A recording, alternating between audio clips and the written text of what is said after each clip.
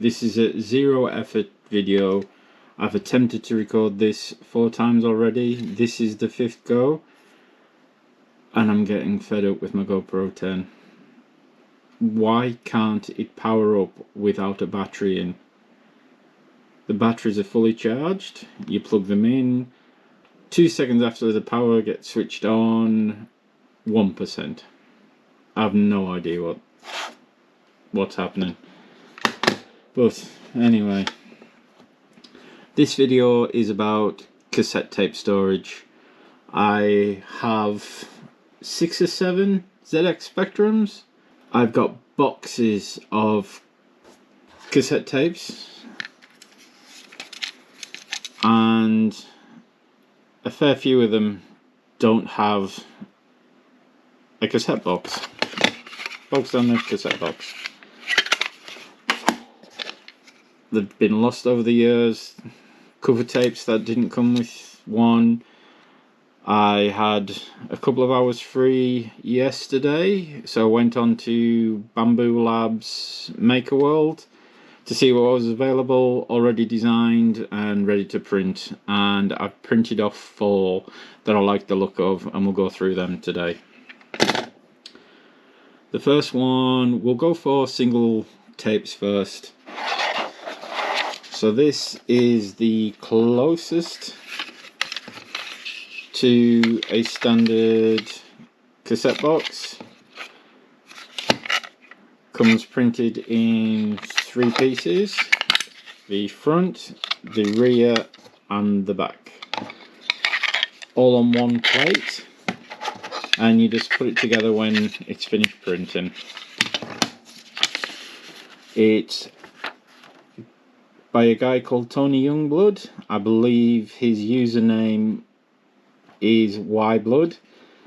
It took 2.3 hours to print, 1 plate, 51 grams of filament, and it's a 0.4mm resolution. And it's a really nice box. If I was printing it again, I'd probably put the carbon base on the 3D printer, so this is smoother, so I can fit a label to this a lot easier than the textured. I don't think I'll print another one of these, but the simple fact is it's going to need a little bit of glue because the rear section just comes off. I'm not sure whether or not the actual pins on the back are supposed to hold it, but I mean a dab of glue will fix it. But there's just too much slop in it. If you compare it against a normal cassette box, it's a little bit taller, it's a little bit wider,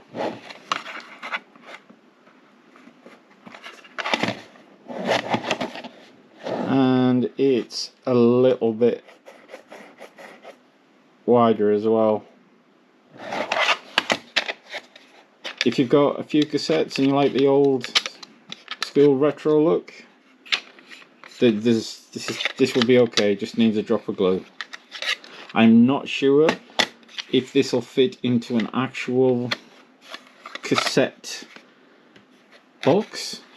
You know, the old ones, there's like 40 or 50 cassettes in the tapes that you could slot it into. I'm not sure it'll fit into that just because it's a little bit deeper. But there's nothing wrong with it that a drop of glue won't solve. The next one was by someone called Bobby Dazzler. It was a 1.6 hour print, all on one plate, and used 51 grams of filament and 0.4mm resolution, and it's a complete clamshell, so it basically prints as one. Now this is a really nice case. The clasp is really good, fits the tape very well, it's secure, it won't open accidentally.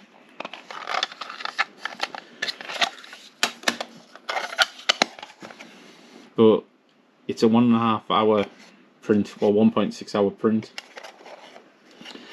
and I will be printing out possibly 40 or 50 of these, so I don't think it's worth it for my use. The next one was somebody called Sil. I've no other name. All his account and names, all it said was Sil. This is a 5 cassette tray. It was all on one plate. Took an hour to print and uses 45 grams of filament, and it has a 0.4mm resolution. It's a nice tight fit. On the advert, well, on the actual page, it shows him holding it upside down without the tape falling out. Not quite, but I like the depth of it, and it's a really nice case.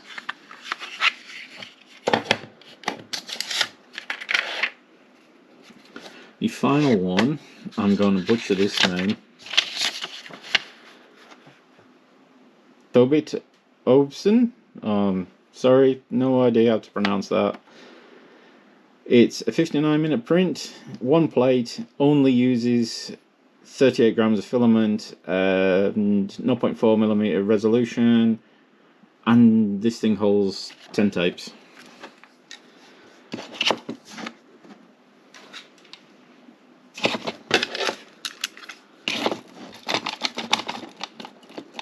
They're not going to fall out.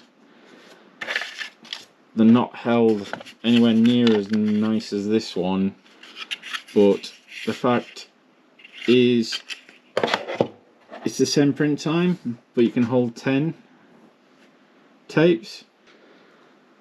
I went for this one. An 18-litre really useful box. 2 of these will fit widthways, and I believe 4 will fit deep. 20, 40, 60, 80 cassettes held securely in this, and then another 80 on top of that, and the lid will still shut. I really do like these, and that's how I've got them in the boxes, with another 10 on top. So that's what I've gone for.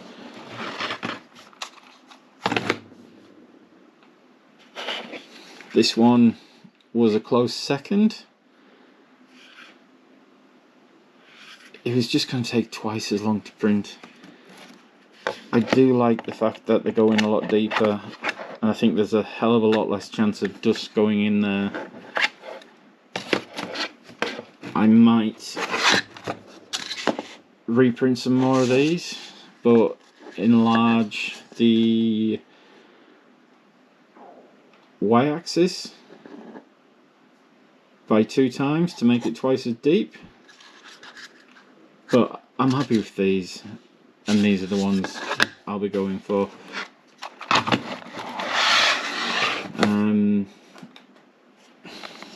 Another thing I found on there is a video 8mm video cassette.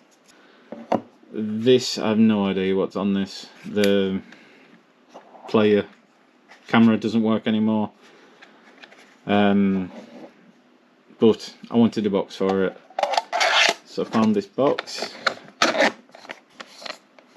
and it works really well. However, I think I might remake this one. There's at least 2 or 3mm play, so I'll decrease that. I would like to put a hole in the bottom So if there was a label on this, you could see it through the actual box. And this end near the bottom of the tape, on each side, I'd like to put a thumb cut out, so you can just pinch the tape and pull it out and get rid of the lid completely. But we'll just have to see if my G-coding skills are up to that. Right, it is 20 past 12, just after midnight, and I'm fed up.